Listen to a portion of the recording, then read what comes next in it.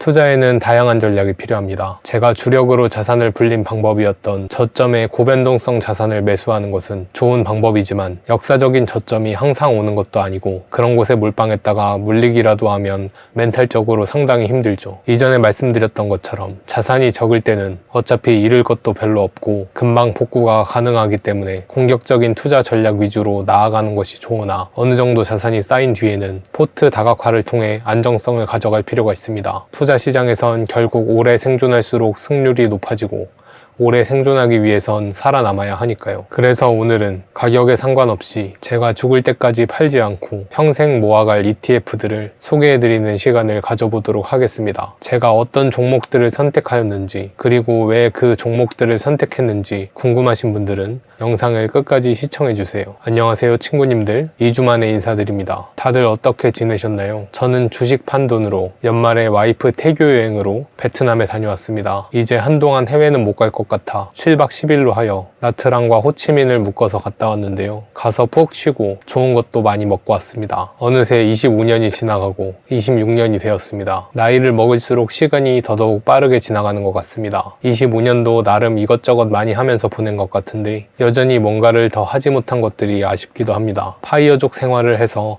다른 사람들보다 시간적 자유가 있는 편인데도 이러한데 상당수의 시간을 직장에 묶여 있었다면 더더욱 이런 느낌이 강해지지 않았을까 하여 섬찟하기도 합니다. 우리는 왜 인생을 살아가고 있는 것일까요? 정답은 없습니다. 70억 명의 사람이 있다면 70억 가지의 대답이 있을 수도 있는 게 바로 인생을 사는 이유 아닐까요? 우리는 우리 각자가 왜 인생을 살아가는지 최대한 빠르게 탐구하여 그 목적을 이루기 위한 삶을 살아야 비로소 행복이라는 영역에 들어설 수 있는 것 같습니다. 저 역시 그에 대한 저만의 대답을 찾았고 저만의 3F를 달성하기 위해 꾸준히 노력하고 있습니다. 여러분들도 여러분들만의 3F를 달성할 수 있도록 제가 응원하겠습니다. 각설하고 이전 영상에서 제가 세액공제 혜택을 받기 위해 연금저축계좌에 돈을 넣을 것이라 말씀드렸었습니다. 연금저축계좌는 아무래도 투자할 수 있는 종목이 한정적이고 한번 넣으면 만 55세 이전까지 돈을 빼는 게 사실상 어렵다고 봐야 하고 55세 이후에도 연금으로 받는 게 아니면 기타 소득세를 때려맞게 되죠. 때문에 최대한 소액만 넣었다가 연말에 한도 채우기 위해 추가로 집어넣어 600만 원을 맞췄습니다. 연금저축계좌는 최소 만 55세, 그러니까 제 나이 기준 30년 이상은 초장투를 해야만 하는 계좌이고 ETF만 매수할 수 있습니다. 개별주 매수가 가능했어도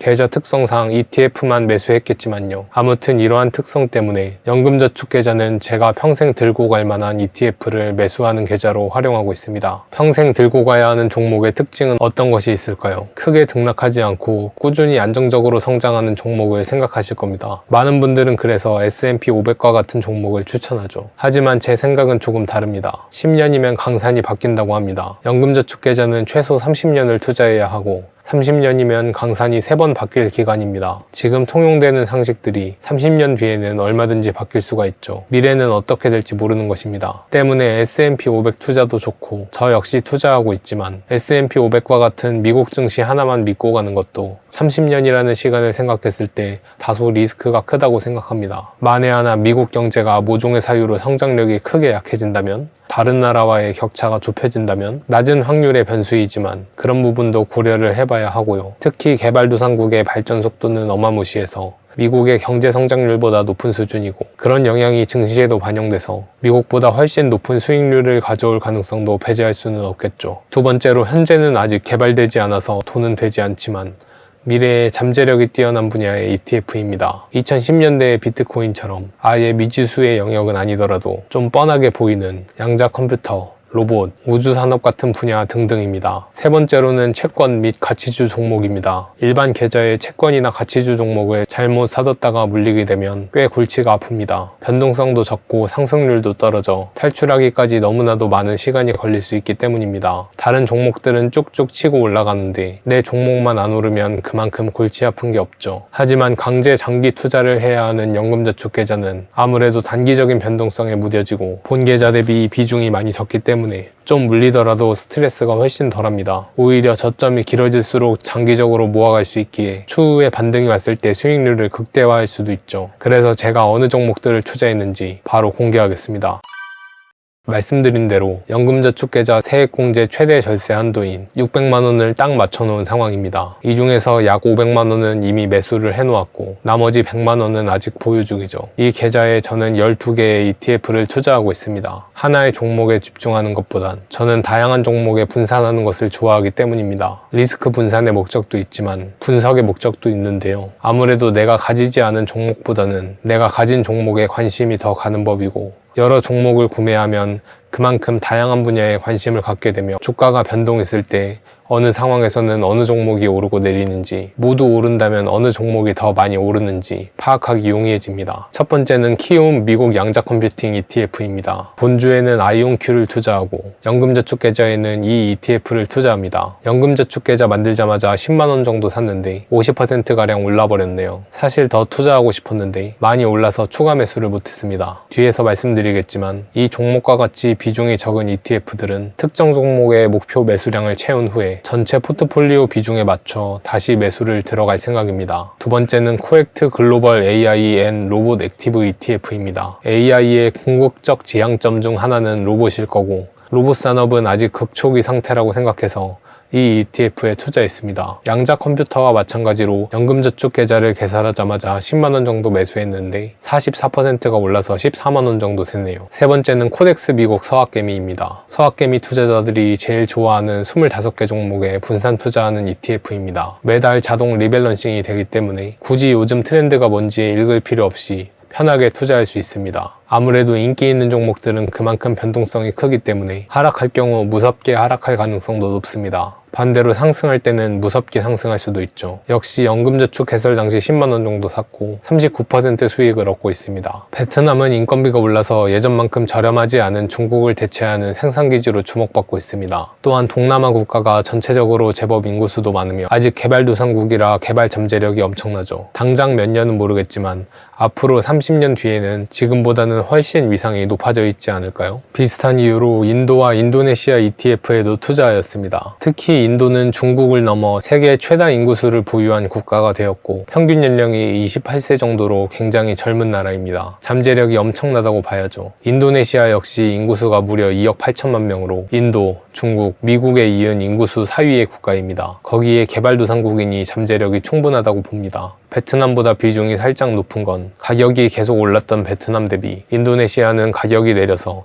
조금씩 물을 타고 있기 때문입니다. 다음은 타이거 미국 S&P 500입니다. 연금저축계좌 투자의 정석이죠. 현재는 비중이 낮지만 다음 말씀드릴 종목의 목표 수량을 충족하게 되면 비중을 늘려갈 생각입니다. 그 종목은 바로 타이거 코리아 배당 다우존스인데요. 상장 당일부터 매수를 시작한 종목입니다. 만원에 상장했으나 최근 국장 열풍으로 무려 상장가 대비 30% 넘게 상승을 하였습니다. 원래 수익률이 훨씬 높았지만 연말에 추가 자금을 넣고 계속 매수해서 수익률 자체는 많이 하락하였습니다. SCHD 전략을 한국 주식에 동일하게 적용한 것으로 국장 30개의 배당 성장주에 동시에 투자합니다. SCHD 대비 좋은 점은 분기 배당이 아닌 월 배당이라는 점입니다. 현재 이 종목에 가장 많은 비중을 두고 있는 이유는 여기서 나오는 월 배당으로 매달 추가 매수를 하기 위함인데요. 현재 한 주당 50원 정도 배당이 나오고 300주를 매수하면 매달 15,000원 정도가 나오게 됩니다. 그 정도면 매달 배당금으로 코리아 배당 다우존스를 한 주 매수할 수 있게 되는데요. 코리아 배당 다우존스 300주를 맞춘 후 그 이후 이 종목에는 원금 투자 없이 배당금만으로 주식을 늘려갈 생각입니다. 신규 원금은 다른 성장성이 기대되는 ETF에 투자할 생각이고요. 일단 지금 남은 현금 110만 원을 모두 여기에 넣을 생각입니다. 한 번에 넣지 않고 매 영업일마다 조금씩 분할 매수하려 합니다. 다음은 에이스 미국 30년 국채 액티브입니다. TLT의 국내 상장 버전입니다. 환해지 상품도 같이 투자하고 있는데요. 아무래도 현재 원화가 매우 약세이고 앞으로 원화 망했다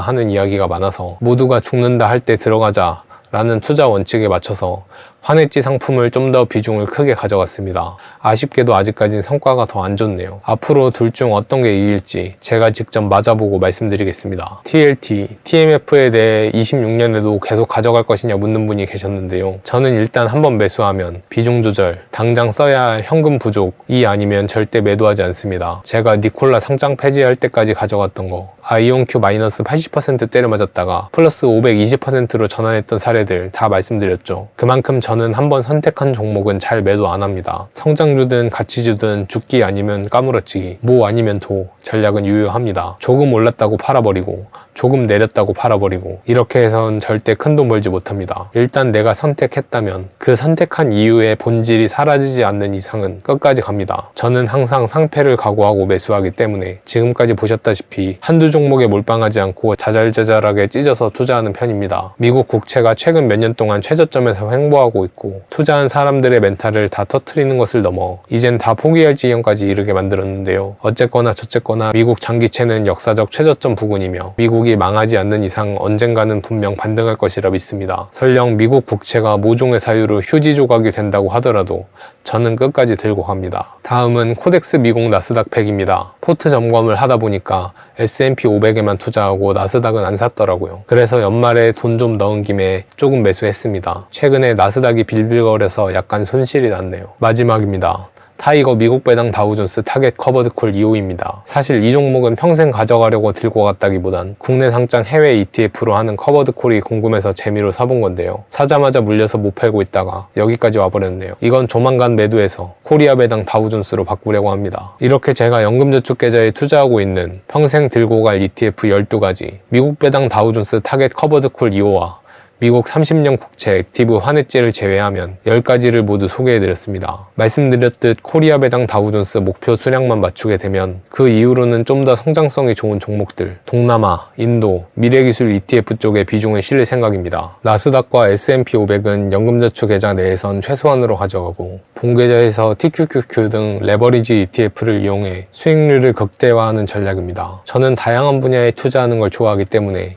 정확하게는 제가 관심 있는 분야에 투자하는 걸 좋아하고 관심 있는 분야가 많기 때문에 최대한 많이 쪼개서 투자하는 편이고 이 10개 종목 외에도 추가로 매수할 가능성이 있습니다. 최근 코인 및 미국 증시가 산타랠리도 없이 빌빌거리는 모습을 보여주며 다소 씁쓸함을 느꼈는데요. 부디 2026년엔 다시 반짝여주는 한 해가 되길 바랍니다. 구독자 친구님들도 올해 성투하시고 무엇보다 제일 중요한 건강을 꼭 챙기시면서 돈 버시길 바라겠습니다. 건강을 잃으면 모든 것을 잃는 것이라고 하잖아요. 우리가 돈을 버는 이유는 각자의 3F를 충족하기 위함입니다. 자유, 관계, 건강 절대 잊지 마시길 바랍니다. 오늘도 끝까지 영상 시청해주셔서 감사합니다. 구독자 친구님들 새해 복 많이 받으세요. 불타오르네.